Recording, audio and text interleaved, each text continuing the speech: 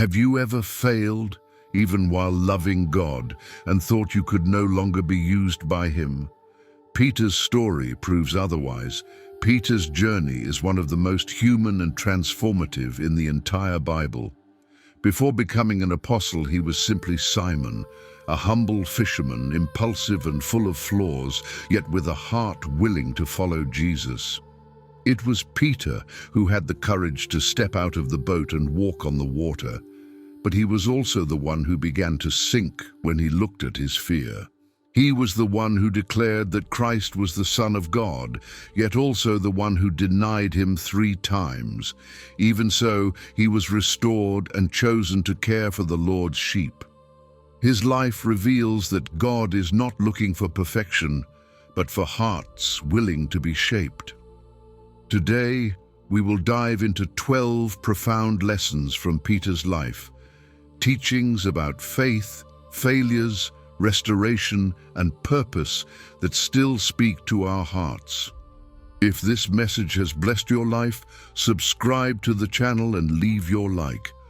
And if you'd like, share in the comments where you're watching from. It will be a joy to see how far this word has reached. Let's begin. Lesson 1: The calling changes destinies.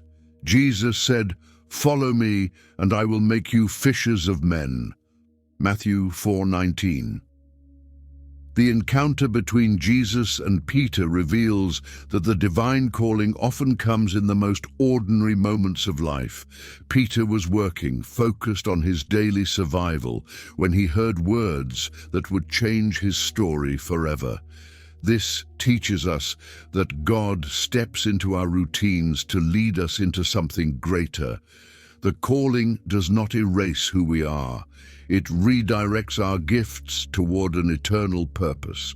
Peter's ability to cast nets would now be used to reach lives. Following Jesus required leaving behind security, control, and personal plans, but it opened the door to a mission that would span generations. Christ's calling still echoes today, inviting willing hearts to trust more in God's voice than in their own limitations. Those who respond discover that living for God is living with a meaning that goes beyond time. Lesson 2: Faith takes us out of the boat. And he said, "Come." And Peter, coming down out of the boat, walked on the water to go to Jesus. Matthew 14:29. Peter's experience on the water reveals that true faith always requires practical action. It is not enough to admire Jesus from a distance. We must respond to his invitation. Stepping out of the boat symbolizes leaving the comfort zone, human security, and rational calculations in order to fully trust the word of Christ. As long as Peter kept his eyes on Jesus, the impossible became reality beneath his feet. However, when he paid attention to the wind and the waves, fear entered his heart, and he began to sink. The same happens to us when we allow circumstances to speak louder than the promise. Even so, Christ's love is revealed. His hand remains extended to lift those who falter. Faith does not eliminate storms, but it sustains our steps in the midst of them, showing that with Jesus, even the impossible becomes a pathway. Lesson 3: Revelation comes from God. Simon Peter answered and said, "You are the Christ, the Son of the living God." Matthew 16:16. Peter's declaration was not the result of human analysis, but of a spiritual awakening produced by God within him. He saw in Jesus more than a teacher or prophet. He recognized the promised Messiah.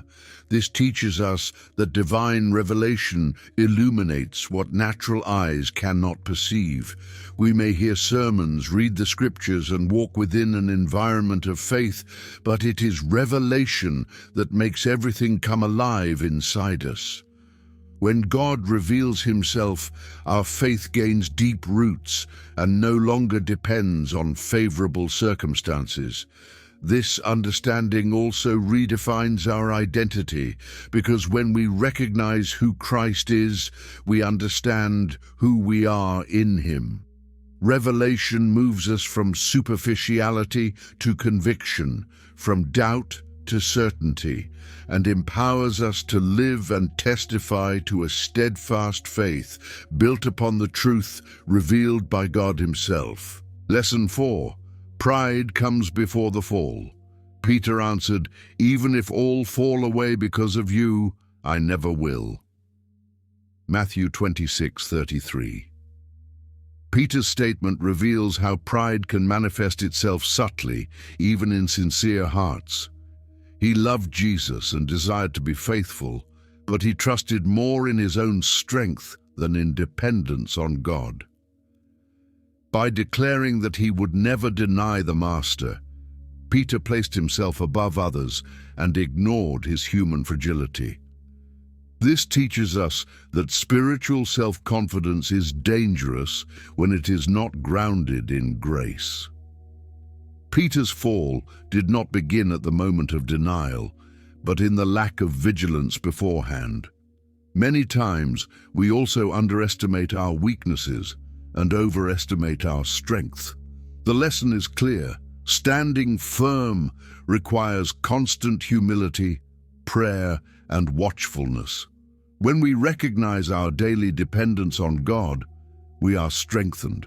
Pride exposes us, but humility protects us and keeps us steady even in times of testing. Lesson 5. Jesus intercedes for us. But I have prayed for you that your faith should not fail. Luke 22:32. Jesus' intercession for Peter shows that our walk with God does not depend solely on our spiritual performance, but on Christ's constant care. Even knowing that Peter would face fear and fail, Jesus did not discard him. He sustained him in prayer. This teaches us that God works for us even behind the scenes, strengthening our faith when we are not even aware of it. There are days when we feel weak, insecure, and even guilty because of our failures, yet Christ's intercession remains active. It keeps us from giving up completely and leads us back to the path. Grace does not ignore our mistakes, but restores us after them. Knowing that Jesus intercedes for us gives us security to move forward because we understand that we are not alone on the journey. There is a Savior watching over our faith every day. Lesson 6. Repentance restores. And he went out and wept bitterly. Matthew 26:75. The moment when Peter wept bitterly reveals the depth of the impact his fall had on his soul. It was not mere superficial remorse, but a brokenness that flowed from the love he had for Jesus. When he realized that he had denied the Master, his heart was filled with sincere sorrow and a desire to change. This kind of repentance does not paralyze, it transforms. God uses these tears as an instrument of inner purification. True repentance does not try to hide the error, but surrenders it to God with humility. It is in this place of sincerity that restoration begins. The pain Peter felt became part of the process that would later strengthen him. His story shows that when we acknowledge our failures before the Lord, we find not condemnation, but grace sufficient to begin again and move forward, restored. Lesson 7. The Holy Spirit gives us courage. But Peter, standing up with the 11, raised his voice. Acts 2:14. Peter's posture at Pentecost reveals the transforming power of the Holy Spirit working within the human heart. The one who once hid in fear now stands publicly to proclaim the message of Christ without hesitation. This demonstrates that spiritual courage is not the fruit of self-confidence, but of God's active presence in the believer's life. The Holy Spirit strengthens the voice, steadies the heart, and drives away the fear that paralyzes. Peter spoke not only with words, but with spiritual authority, because he was filled with power from above.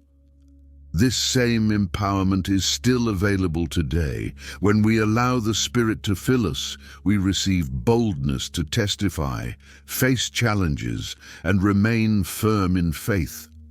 Fear does not disappear through human effort, but it loses its grip when the Holy Spirit governs our inner being and compels us to live out God's purpose.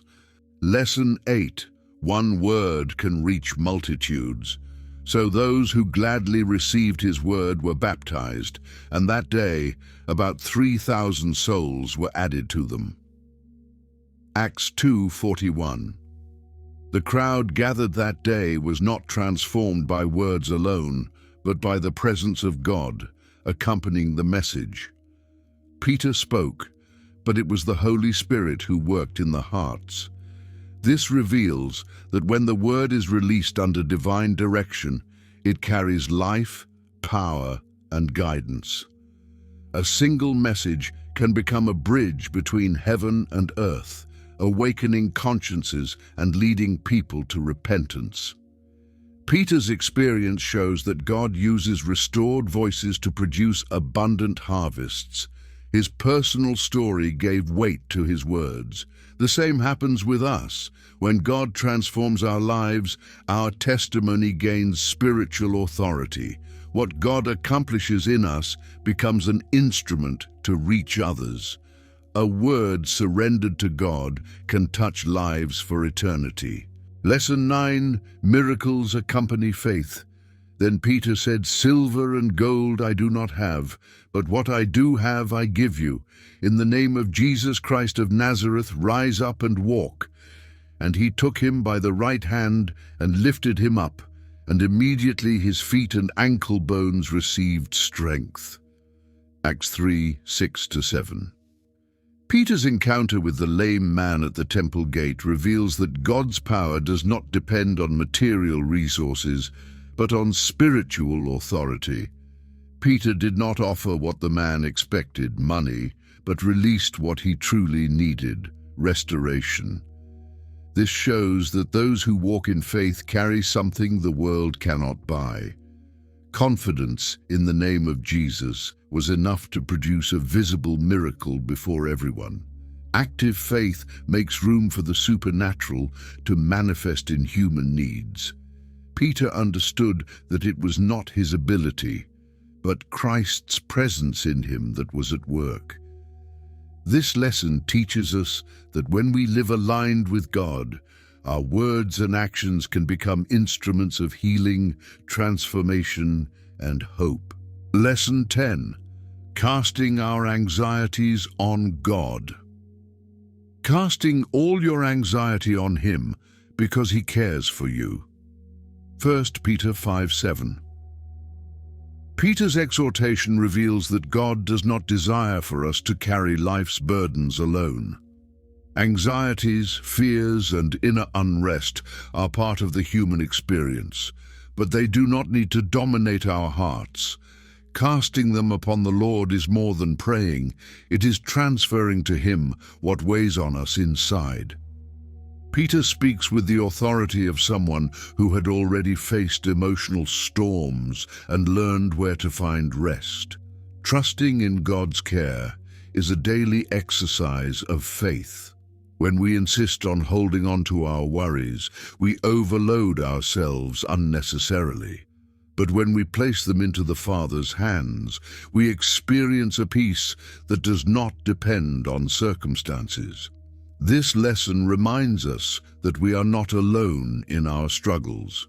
There is a God who is attentive, present, and caring, ready to sustain our hearts in every season of the journey. Lesson 11. We must always be watchful. Be sober, be vigilant, because your adversary, the devil, walks about like a roaring lion, seeking whom he may devour. 1 Peter 5:8. Peter's words carry the weight of his own spiritual experience. He knew in practice what it meant to lower his guard in decisive moments. When writing this exhortation, he spoke not only as an apostle, but as someone who had already faced his own weaknesses. Spiritual sobriety involves constant awareness, discernment, and a life of prayer. The enemy does not rest, therefore the disciple cannot live distracted.